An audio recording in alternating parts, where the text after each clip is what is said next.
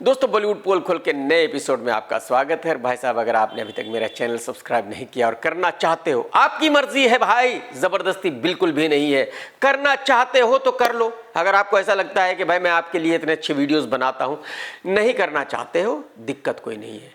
आप वीडियो देखिए, एंजॉय कीजिए। कुछ दिनों पहले मीठे कपिल शर्मा की फिल्म किस किस को प्यार करूं 2 रिलीज हुई थी और डिसास्टर हो गई थी। लाइफ टाइम बिजनेस हुआ सिर्फ 8 CR का, यानी कि जो पैसे उस फिल्म की पब्लिसिटी और प्रमोशन पर खर्च किए गए थे वो भी रिकवर नहीं हुए। फिल्म बनाने के पैसे तो भूल ही जाइए। इसका मतलब यह हुआ कि वो फिल्म बहुत बड़ी सुपर डुपर डिसास्टर हो गई। लेकिन कपिल शर्मा ये मानने को तैयार नहीं है, क्योंकि इस मीठे को ऐसा लगता है कि हिंदुस्तान में इससे बड़ा सुपरस्टार कोई दूसरा है ही नहीं। हर हिंदुस्तानी अपना घर बार मकान दुकान बेचकर इसकी फिल्म देखना चाहता है। अबे लुखे मीठे, ये तेरे दिमाग का वहम है, ऐसा कुछ भी नहीं है। जो तेरा ऑफिस बॉय है, ड्राइवर है, सिक्योरिटी गार्ड है, नाई धोबी कसाई हलवाई है, वो भी तेरी फिल्म नहीं देखना चाहता। तेरे घर वाले भी तेरी फिल्म नहीं देखना चाहते। पब्लिक की तो बात ही छोड़ दे भाई साहब। तुझे ये किसने बताया कि तू बहुत बड़ा सुपरस्टार है और हर आदमी को तेरी फिल्म देखनी है? अब तक तुमने अपनी लाइफ में 5 से 6 फिल्में की, सबकी सब डिसास्टर हो गई। कुत्ता भी देखने नहीं गया किसी फिल्म को। इसके बावजूद भी तुझे कॉन्फिडेंस क्यों है कि तू बहुत बड़ा सुपरस्टार है? और दोस्तों, इसी कॉन्फिडेंस की वजह से, इसी गलतफहमी की वजह से अब ये इस फिल्म को जनवरी में दोबारा रिलीज करना चाहता है। इस मीठे को ऐसा लगता है कि जिस दिन इसकी फिल्म दोबारा हिंदुस्तान में रिलीज होगी, उस दिन पूरे हिंदुस्तान के लोग ऑफिस जाना बंद कर देंगे, छुट्टी कर लेंगे और इस मीठे की फिल्म को देखने जाएंगे। अरे भाई साहब, कुछ तो शर्म कर, कुछ तो लिहाज कर। अबे लुखे, तू अगर इसको 10 बार भी रिलीज करेगा, ये 10 बार डिसास्टर होगी। और फ्यूचर में भी अगर तू कोई भी फिल्म करेगा तो उसका डिसास्टर होना पक्का है, क्योंकि हकीकत यह है कि तेरी फिल्म को कुत्ता भी देखना नहीं चाहता। इंसानों की तो बात ही छोड़ दे भाई साहब। साउथ में एक छोटा भीम एक्टर है जिसका नाम है मोहनलाल। एकता कपूर ने इसके साथ एक पैन इंडिया फिल्म बनाई थी जिसका नाम है वरुशाभा। क्रिसमस पर इस फिल्म को रिलीज किया गया था और भाई साहब ऑल ओवर इंडिया इस फिल्म ने सिर्फ 3 करोड़ का बिजनेस किया। कितना? 3 CR।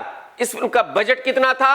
150 CR। इस फिल्म की प्रोड्यूसर कौन थी? औरतों की कांतिलाल शाह, डर्टी फिल्में बनाकर घर चलाने वाली एकता कपूर। कहने का मतलब यह है कि यह फिल्म पहले ही दिन सुपर डुपर डिसास्टर हो गई, जबकि एकता कपूर ने इस फिल्म को इस उम्मीद के साथ बनाया था कि यह फिल्म हिंदुस्तान में कम से कम 500 करोड़ रुपए का बिजनेस करेगी। अरे मैडम जी, अगर आपको फिल्मों के बारे में पता होता, अगर आपको यह पता होता कि कौन सी फिल्म चलेगी कौन सी नहीं चलेगी, तो आज की तारीख में बालाजी बॉलीवुड का सबसे बड़ा प्रोडक्शन हाउस होता। लेकिन नहीं है ना। C ग्रेड फिल्में बनाने वाला प्रोडक्शन हाउस है। उसकी वजह यह है कि मैडम जी, आपको कुछ नहीं पता है, ABCD भी पता नहीं है फिल्मों के बारे में। हाँ, आपको सीरियल्स के बारे में खूब पता है, तो आप सीरियल्स ही बनाओ। फिल्मों की कहानी छोड़ दो, फिल्में आपके बस की नहीं है, बात को समझो आप। पिछले कई सालों से फरहान अख्तर डॉन 3 बनाना चाहता है। शाहरुख खान ने इस फिल्म को करने से मना कर दिया था। इसके बाद फरहान ने डबल ढोल की रणवीर सिंह को लिया और इस फिल्म का प्रोमो रिलीज किया और कहा कि मैं जल्दी ही शूटिंग चालू करने वाला हूं। 1 साल तक इस फिल्म की शूटिंग चालू नहीं हुई। फिर से एक और प्रोमो रिलीज किया गया और कहा गया कि बस जल्दी ही मैं इस फिल्म की शूटिंग चालू करने वाला हूं। फिर तकरीबन 1-1.5 साल तक इसकी शूटिंग चालू नहीं हुई और उसकी वजह सिर्फ ये थी कि पिछले 7 सालों से रणवीर सिंह की कोई भी फिल्म नहीं चली थी, यानी कि रणवीर सिंह बहुत बड़ा फ्लॉप एक्टर बन चुका था। अब फरहान इंतजार कर रहा था कि धुरंधर का क्या होगा। अगर धुरंधर चलेगी तो मैं फिल्म बना दूंगा, नहीं चलेगी तो बंद कर दूंगा, ऋतिक के साथ बना लूंगा। आज सभी जानते हैं कि रणवीर की फिल्म धुरंधर बहुत बड़ी ब्लॉकबस्टर हो गई और उसके ब्लॉकबस्टर होते ही फरहान ने कहा कि अब मैं इस फिल्म को बनाना चाहता हूं। तो जबकि पिछले कई सालों से डबल ढोल की इस फिल्म को करना चाहता था, फरहान इस फिल्म को बनाना चाहता है, तो फिर अब यह फिल्म क्यों नहीं बन रही है? अब रणवीर सिंह ने इस फिल्म को क्यों छोड़ दिया है? इसको लेकर मीडिया में बहुत सारी खबरें आ रही है। ये मैं आप लोगों को पहले ही बता चुका हूं कि जो भी बॉलीवुड के पत्रकार हैं, उनका किसी का भी बॉलीवुड में कोई कांटेक्ट नहीं है, कोई सोर्स नहीं है। उनको नहीं पता कौन सी खबर सही है कौन सी गलत है। एक्चुअली फरहान इस फिल्म को बहुत बड़े बजट के साथ बनाना चाहता है। इस फिल्म का बजट है तकरीबन 300 करोड़ रुपए।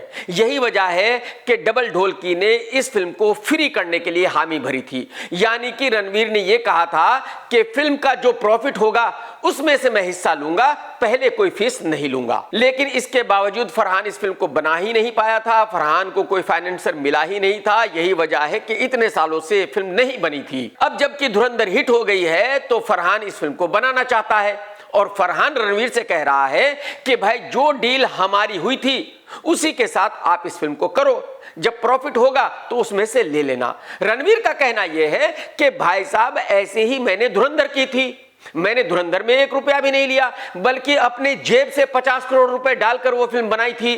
तो मैं आपकी फिल्म में फीस क्यों ना लूं?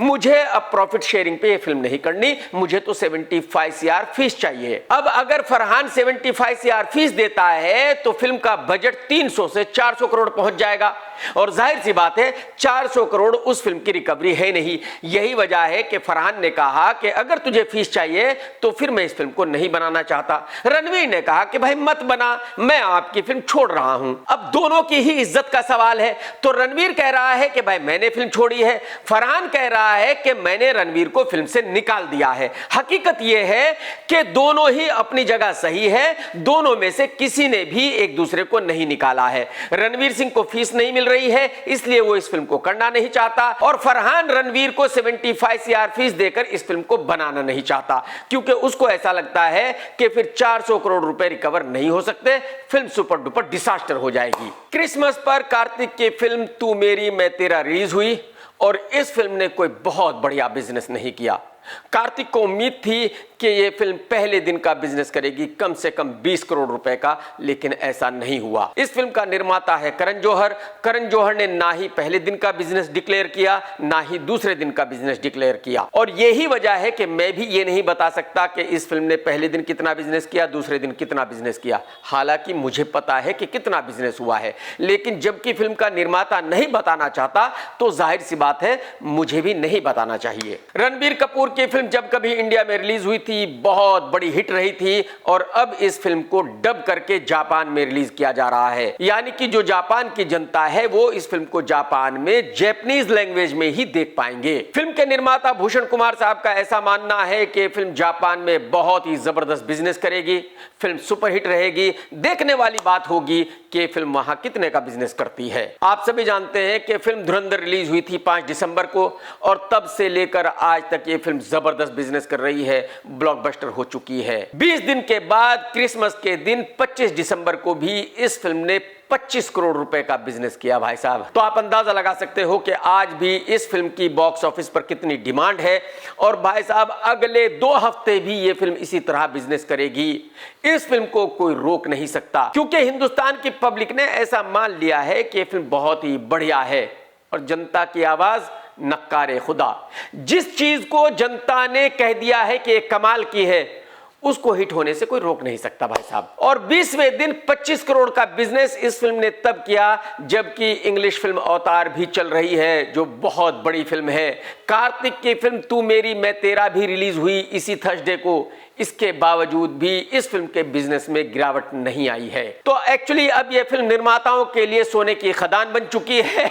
अब जिंदगी भर ये लोग इस फिल्म से पैसे कमाते रहेंगे। धुरंधर के रिलीज होने के बाद अक्षय खन्ना की बहुत ही वाहवाही हो रही है। बताया जा रहा है कि फिल्म अक्षय खन्ना की वजह से ही हिट हुई है, जबकि ये तो मैं भी मानता हूं कि हाँ, इस फिल्म में अक्षय ने बहुत ही बढ़िया, बहुत ही कमाल की एक्टिंग की। अक्षय का लुक भी बहुत बढ़िया है, लेकिन अब अक्षय का यही लुक एक मुसीबत बन गया है। आप जानते हैं कि दृश्यम 2 में अजय देवगन के साथ अक्षय खन्ना था और दृश्यम 3 के लिए भी अक्षय को साइन किया गया था, साइनिंग अमाउंट भी दे दी गई थी। और अगर आपको याद हो तो दृश्यम 2 में अक्षय खन्ना टकला था और जो दृश्यम 3 की कहानी है वो जहां दृश्यम 2 की कहानी खत्म होती है उसके 8 घंटे के बाद शुरू हो जाती है। इसका मतलब यह है कि जो एक्टर दृश्यम 2 में जिस लुक में है उसी लुक में दृश्यम 3 में भी होने चाहिए। लेकिन अक्षय खन्ना का कहना यह है कि भाई मैं तो अपना लुक वैसा ही रखूंगा जैसा मेरा धुरंधर में है, मैं अब टकला नहीं बनूंगा, मैं तो विग पहनूंगा। और जो उस फिल्म के बनाने वाले हैं उनका कहना यह है कि भाई साहब दृश्यम 2 से दृश्यम 3 की कहानी 8 घंटे घंटे के बाद चालू होती है। तो 8 घंटे में आपके सर पर बाल कहां से उग गए, बाल कहां से आ गए, ये कैसे हो सकता है? लेकिन अक्षय खन्ना मानने के लिए तैयार नहीं है। और इस बहस और इस झगड़े के बाद अक्षय खन्ना ने ऑफिशियली ये कह दिया कि भाई मुझे दृश्यम 3 नहीं करनी। जो दृश्यम 3 के निर्माता है कुमार मंगत जी, वो अक्षय को कॉल कर रहे हैं। अक्षय ने कॉल लेना बंद कर दिया, यहां तक कि अक्षय ने कुमार मंगत साहब को ब्लॉक कर दिया। भाई ये तो एक्टर है, किसी के नहीं है। तो कुमार मंगत जी कितने भी बड़े निर्माता हो, इससे क्या ही फर्क पड़ता है। अक्षय ने उठा के ब्लॉक कर दिया, बात खत्म, मुझे आपसे बात नहीं करनी। अब इस वजह से कुमार मंगत साहब को भी बहुत ज्यादा गुस्सा आ गया। तो कुमार जी ने अक्षय को लीगल नोटिस भेज दिया है। कुमार जी का कहना यह है कि भाई साहब आपने एक एग्रीमेंट साइन किया था, आपके एग्रीमेंट साइन करने के बाद हमने उस फिल्म पर पैसे खर्च किए। आप शूटिंग से 10 दिन पहले फिल्म को नहीं छोड़ सकते। आप शूटिंग से 10 दिन पहले ये नहीं कह सकते कि मैं ये फिल्म नहीं करूंगा। कहने का मतलब ये है कि अब ये झगड़ा अदालत में पहुंच गया है। होगा कुछ नहीं, ये बॉलीवुड का झगड़ा है, ये मैं आपको बता सकता हूं। हल निकल जाएगा, अदालत के बाहर ही निकलेगा।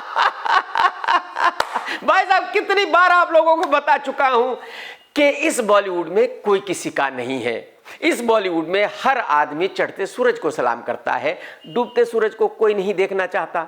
इस बॉलीवुड में ना ही कोई किसी का हमेशा के लिए दुश्मन है, ना ही दोस्त है। यहां हर एक फ्राइडे को दोस्ती बदल जाती है, रिलेशन बदल जाते हैं, बहुत कुछ बदल जाता है। धुरंधर 2 19 मार्च को ईद पर रिलीज होने जा रही है। धुरंधर 1 बहुत बड़ी हिट हो चुकी है, तो ये सभी को पता है कि धुरंधर 2 की ओपनिंग लगेगी कम से कम 60 CR, मिनिमम 60 CR। और अगर धुरंधर 2 पहले दिन 60 CR का बिजनेस करेगी तो इसका मतलब ये है कि अगर कोई भी फिल्म उसके साथ रिलीज होगी तो बर्बाद हो जाएगी, तबाह हो जाएगी, फ्लॉप हो जाएगी। और मैं आपको ये भी बता दूं कि धुरंधर 2 सभी भाषाओं में रिलीज होने जा रही है, यानी कि हिंदी, तेलुगु, तमिल, मलयालम, कन्नड़ा, यानी कि इस फिल्म को इन भाषाओं में डब करके रिलीज किया जा रहा है। इसका मतलब यह है कि इस फिल्म का पहले दिन का बिजनेस ऑल ओवर इंडिया कम से कम 100 करोड़ रुपए होगा, मिनिमम 100 करोड़ रुपए। कहने का मतलब यह है कि यह फिल्म रिलीज होने से पहले ही ब्लॉकबस्टर हो चुकी है। इस फिल्म को ब्लॉकबस्टर होने से कोई रोक नहीं सकता। यही वजह है कि और जितनी फिल्में भी इसके साथ 19 मार्च को रिलीज होने वाली थी वो रिलीज नहीं हो सकती, ये पॉसिबल नहीं है। 19 मार्च को ही सलमान खान की film battle of Galwan release होने वाली थी।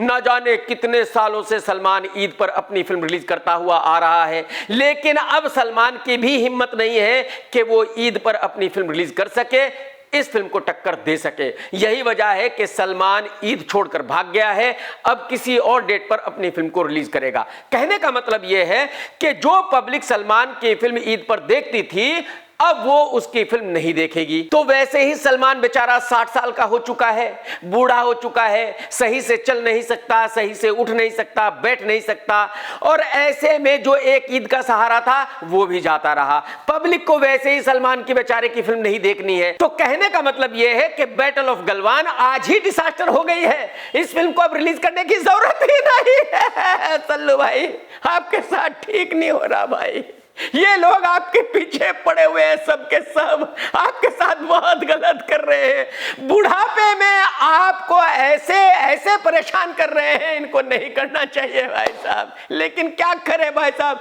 एक कहावत है कि जैसी करनी वैसी भरनी। समझ रहे हो, आपके कांड ऐसे हैं कि बुढ़ापे में आपके साथ यही होना है। 9 जनवरी को प्रभास की फिल्म राजा साहब रिलीज हो रही है। आज इस फिल्म का ट्रेलर रिलीज किया गया है और ये ट्रेलर बहुत ही बढ़िया ट्रेलर है। ट्रेलर में दिखाया गया है कि जो प्रभास है उसका उसकी दादी के साथ क्या रिलेशन है। दादी का रोल अदा किया है जरीना वहाब जी ने। दिखाया गया है कि पोता जो भी करता है वो दादी के लिए करता है, दादी जो कहती है पोता वही करता है, दादी की मर्जी के खिलाफ पोता कुछ भी नहीं करता। कहने का मतलब यह है कि इस फिल्म में दादी पोते का इमोशन बहुत ही बड़ा है और मैं आपको बता दूं कि माँ बेटे का इमोशन, दादी पोते का इमोशन कभी फेल नहीं हुआ। ये एक ऐसा इमोशन है जो हर घर में बसता है, ये एक ऐसा इमोशन है जो हर किसी को पसंद आता है।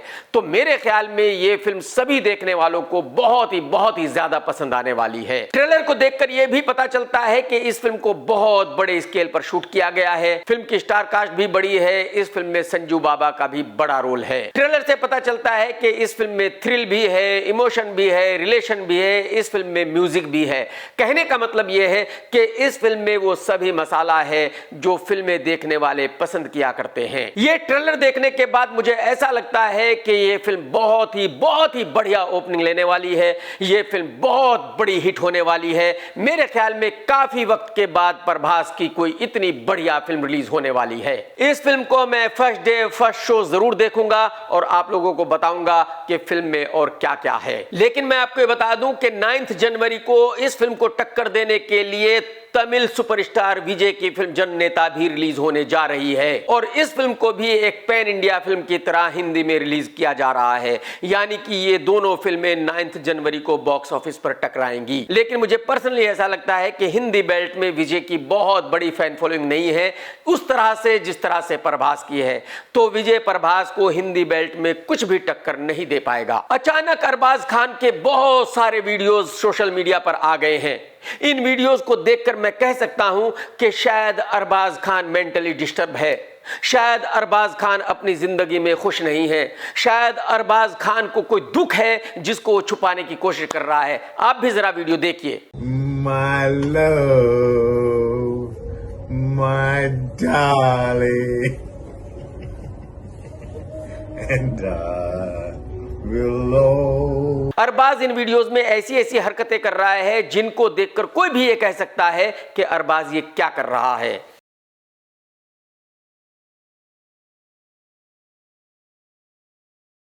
और मुझे ऐसा लगता है कि अरबाज खान जैसा आदमी ऐसी हरकतें बिल्कुल नहीं कर सकता अगर वो मेंटली स्टेबल है, वो बिल्कुल ठीक है।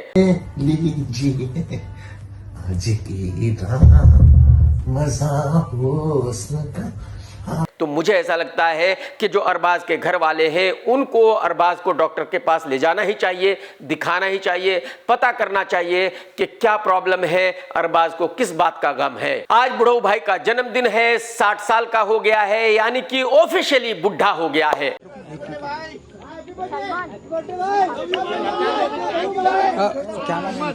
लेकिन आज बुढ़ऊ के बहुत सारे दुश्मनों ने मोर्चा खोल दिया है।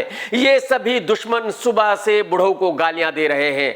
सोमी अली एक के बाद दूसरे चैनल पर बैठकर सल्लू को भर भर कर गालियां दे रही है। न जाने क्या क्या बता रही है सल्लू के बारे में, बहुत बुरी बुरी बातें कह रही है। Salman Khan, he is after my life and not leaving me alone and bullying me even in 2025. दूसरी तरफ अभिनव कश्यप भी लगा हुआ है, वो भी सल्लू को खूब भर भर कर गालियां दे रहा है। सलमान खान हैंडसम ये 5 फुट 3 इंच का आदमी है। हाँ, इतनी हील बाहर पहनता है, इतनी अंदर। हाँ, चेहरा मांस जो है वो लटक गया है। और तीसरी तनुश्री दत्ता है जिसने मोर्चा खोल दिया है, वो भी सलमान के पीछे पड़ गई है, वो भी सलमान को गालियां दे रही है कि हमारे तलवे चाटे बगैर तुमको मिले, हमारे फार्म हाउस के चक्कर काटे बगैर तुम हीरोइन का दर्जा तुमको बॉलीवुड में मिल गया। आज के जमाने में तो सुशांत सिंह का केस हो चुका है, जिया खान का केस हो चुका है, दिशा सालियान का केस हो चुका है, विवेक ओबरॉय। कहने का मतलब यह है कि ना जाने क्यों इतने लोग अचानक से मीडिया में आ गए हैं, सल्लू को भर भर कर गालियां दे रहे हैं। और मेरे ख्याल में ये बिल्कुल भी अच्छा नहीं है सल्लू के लिए। सल्लू ने एक पॉलिसी बनाई है कि वो चुप रहेगा, कोई उसको कितनी भी गालियां दे, लेकिन मेरे ख्याल में ये पॉलिसी बिल्कुल ठीक नहीं है। अगर कोई कुछ भी कहेगा और सल्लू चुप रहेगा तो इससे सल्लू को कोई फायदा नहीं होने वाला, क्योंकि पब्लिक को सल्लू के बारे में कुछ ऐसी चीजें पता चल रही है जिनके बारे में पब्लिक नहीं जानती थी। तो मेरे ख्याल में इस तरह से सल्लू की इमेज बहुत ज्यादा खराब हो जाएगी। वैसे ही बेचारा सल्लू बूढ़ा हो चुका है, सल्लू की फिल्में पब्लिक को देखनी नहीं है, लेकिन अगर ऐसी बातें मीडिया में आएंगी तो फिर जो कुछ देखने वाले हैं वो भी सल्लू की फिल्में नहीं देखेंगे। तो मेरे ख्याल में सल्लू के लिए बिल्कुल अच्छा नहीं है कि इतने लोग उसको भर भर कर गालियां दे रहे हैं। अनन्या पांडे कार्तिक की फिल्म रिलीज हो चुकी है, तू मेरी मैं तेरा, और करण जौहर ने एक वीडियो रिलीज किया और उस वीडियो के द्वारा बताया कि इन दोनों का अफेयर चल रहा है। Rumi loves it. And what does Ray have to say? Same thing, same pinch. Same pinch. Ditto. Oh, ditto. So the feelings are mutual? Yeah, same. Asking you. I don't know, you say. Say na. Yeah, you're wearing a We're just good t-shirt. friends, guys. You're not just मैं आपको बता दूं कि ये बात कोई बहुत ही अजीब बात नहीं है कि भाई किसी फिल्म के हीरो हीरोइन का अफेयर चल रहा है। जब भी कोई हीरोइन किसी हीरो के साथ किसी फिल्म में काम करती है तो 98% उन दोनों का अफेयर हो जाता है, लेकिन ये अफेयर तब तक ही रहता है जब तक कि वो फिल्म रिलीज होती है। अब ये फिल्म रिलीज हो चुकी है, जाहिर सी बात है इसके बाद कार्तिक अपनी किसी और फिल्म की शूटिंग चालू करेगा, अनन्या अपने किसी और हीरो के साथ अपनी शूटिंग चालू करेगी, तो अनन्या का अफेयर उससे हो जाएगा, कार्तिक का अफेयर उस लड़की से हो जाएगा जिसके साथ वो शूटिंग करेगा। कहने का मतलब यह है कि इन दोनों का अफेयर इस फिल्म तक ही था, इस फिल्म के बाद ये अफेयर बदल जाएगा। यही बात कंगना दीदी नेशनल टीवी पर बैठकर कह चुकी है और यही बात मैं भी कंफर्म कर रहा हूं कि इस बॉलीवुड में किसी भी एक्ट्रेस और किसी भी एक्टर का परमानेंट रिलेशन नहीं चलता। यहां हर फिल्म के साथ अफेयर चालू होता है और हर फिल्म के खत्म होने के बाद, रिलीज होने के बाद वो अफेयर खत्म हो जाता है। कहने का मतलब यह है कि बॉलीवुड का अफेयर परमानेंट नहीं होता, आम जिंदगी की तरह। यहां ये अफेयर टेम्परेरी होता है, सिर्फ फिल्म के लिए होता है। स्काई फोर्स के फ्लॉप एक्टर वीर पहाड़िया और तारा सुतारिया का भी अफेयर चल रहा है। तारा माल की बहुत बड़ी शौकीन है भाई साहब। जब तारा माल ले लेती है तो कई दिन तक इस लड़की को होश ही नहीं रहता, तो जाहिर सी बात है माल लेने के बाद ये कुछ भी किया करती है, कुछ भी। लेकिन ये जो लड़का है वीर पहाड़िया, इसके हाव भाव देखकर मैं कह सकता हूं कि माल का शौकीन नहीं है, इसको ये शौक नहीं है। और यही वजह है कि तारा और वीर का रिलेशन ये लंबा नहीं चल सकता, क्योंकि कोई भी माल का शौकीन आदमी सिर्फ माल वाले के साथ ही रह सकता है, बिना माल वाले के साथ हमेशा के लिए नहीं रह सकता, ये पॉसिबल नहीं है। तो वीर अपनी गर्लफ्रेंड तारा को लेकर एक म्यूजिकल शो देखने गए थे। परफॉर्म कर रहा था कोई पंजाबी सिंगर एपी ढिल्लन, मैं तो इसको ज्यादा नहीं जानता, लेकिन मैंने देखा कि तारा वीर को नीचे छोड़कर स्टेज पर चली गई और भाई साहब जाते ही उस लड़के को हक किया, उसको किस किया और बहुत खुश नजर आ रही थी।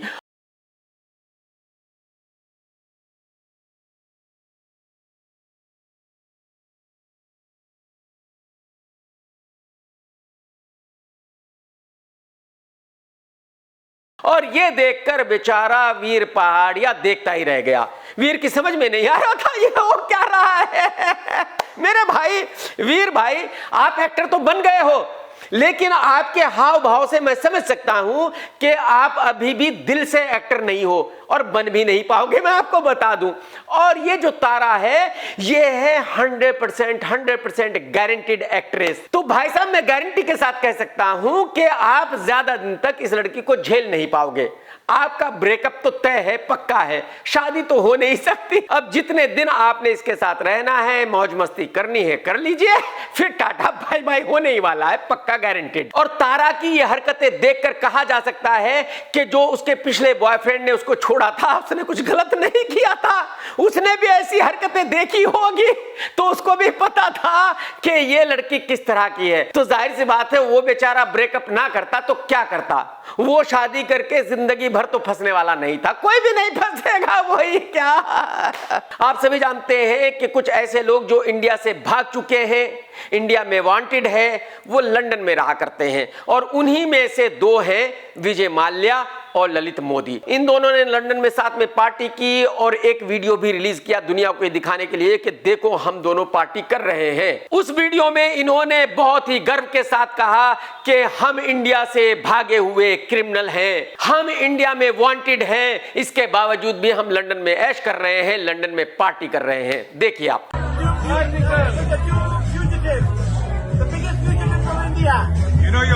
देख लिया भाई साहब आपने, इन दोनों को इसी बात के ऊपर गर्व है कि ये इंडिया का माल लेकर भाग चुके हैं, लंदन में ऐश कर रहे हैं, लंदन में पार्टी कर रहे हैं, तो ये डंके की चोट पर कह रहे हैं कि हम तो इंडिया से भागे हुए हैं, कर लो हमारा क्या करना है।